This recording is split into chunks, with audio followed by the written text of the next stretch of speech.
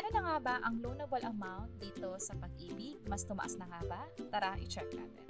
By the way, kung first time mo sa channel natin at gusto mo pa ng mga online tutorial videos katulad nito, please click the subscribe button.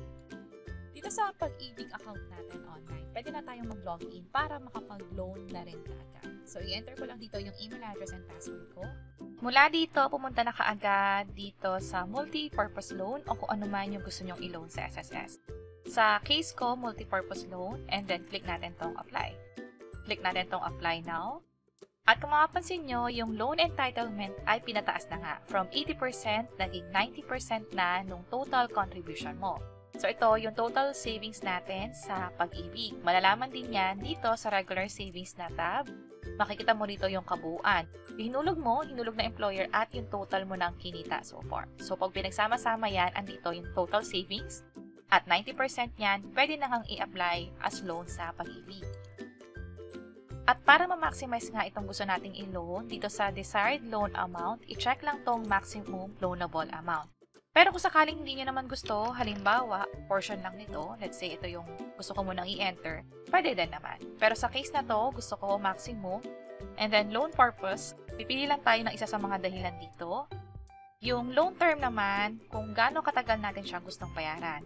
Inaalaw na ngayon yung 12 months or 1 year, pwede rin naman 24 months or 2 years, o pwedeng mas matagal pa, 3 years or 36 months. Ang isa sa mga requirements sa pag-apply ng loan sa Pag-ibig ay dapat meron kang loyalty card plus. At meron din kaming ginawang hiwalay na tutorial video kung paano nga ba makakuha nito. Isang araw lang, nakuha na namin yung Pag-ibig Loyalty Card Plus. ID na ito na naging bank account pa, kung saan kapag mag-a-apply tayo ng mga benepisyo or loan sa Pag-ibig, dito matatransfer yung pera. Sa case ko, dalawa na yung na-apply ko. Meron akong Union Bank, meron din akong AUB. So, mamili lang tayo ng isa dito. Click natin to. And then, proceed na tayo. Click ko yung Submit. Submit Multipurpose Loan. Click ko yung Yes. And then, hintayin lang ang OTP na ipapadala sa phone ninyo. I-enter iyon para makapag-proceed. Click natin yung OK. At i-enter dito ang code. I-enter ko lang dito. Click natin yung Proceed. At andito na. Ang status niya ngayon ay pending for employer certification. Click natin tong view kung sakaling gusto natin i-double check yung details or kung gusto natin baguhin yung amount, pwede rin naman natin tong i-cancel. And then click ko lang tong proceed. Cancel na siya. So from there, pwede ulit ako mag-apply ng loan at ilagay dito yung amount na gusto ko talagang i-loan mula sa Pag-ibig. And by the way, may ma-receive nga rin pala kayong confirmation via SMS about sa ginawa ninyong pag-loan sa Pag-ibig account ninyo.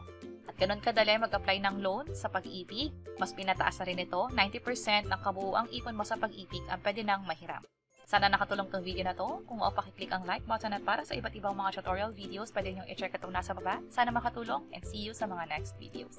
Bye-bye!